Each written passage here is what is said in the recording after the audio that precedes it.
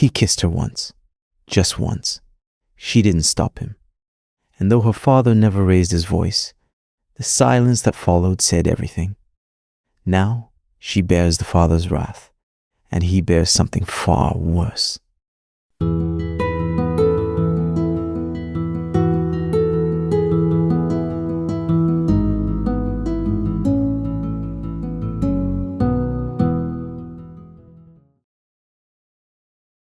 He had come to the house to learn, not just from books, though the shelves held more than he could ever read.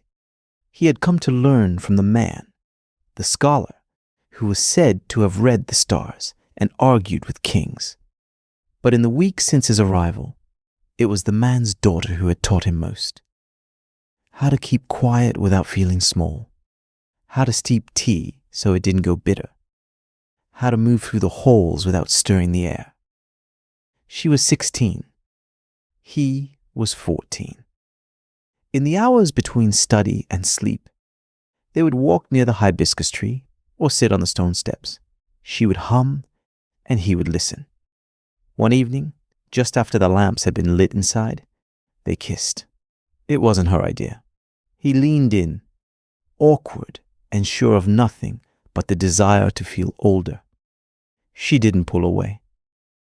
The next morning, the scholar called his daughter into the study. The door closed.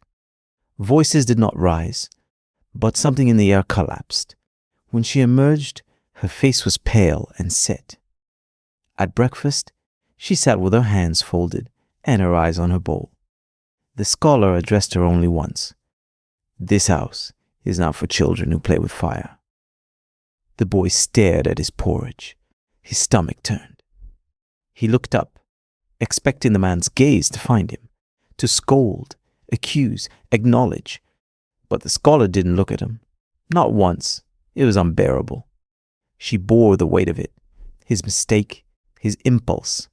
Every day, her father ignored her, except to correct her posture, her tone, her silence. A quiet punishment stretched over days.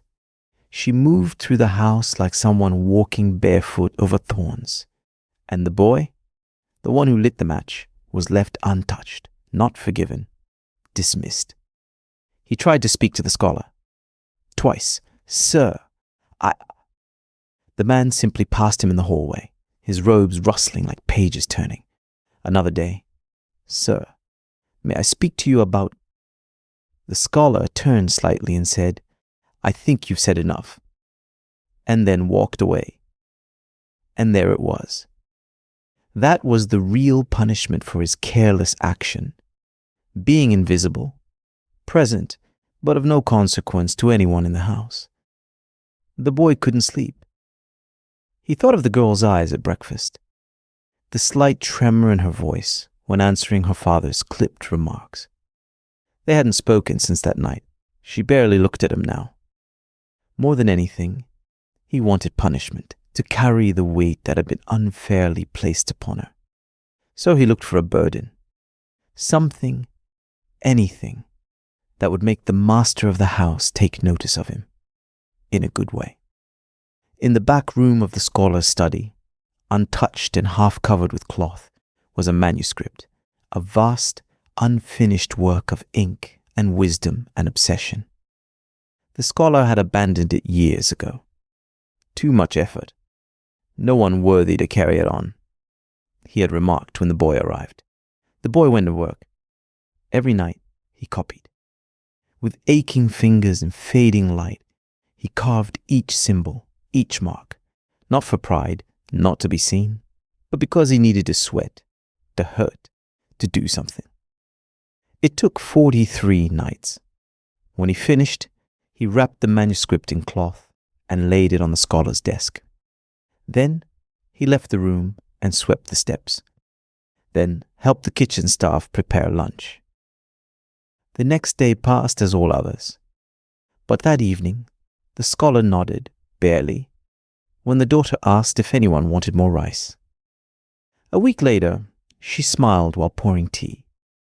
It was quiet, and it disappeared quickly. But the boy saw it. He did not expect thanks, not from her, not from the scholar. But one morning, as he sat alone on the veranda, the scholar set a cup of tea beside him and said, "Some debts are not paid in words." He walked away. The boy didn't drink the tea right away. He let it cool beside him, watching the steam curl into the morning air, lifting upward, vanishing, forgiven.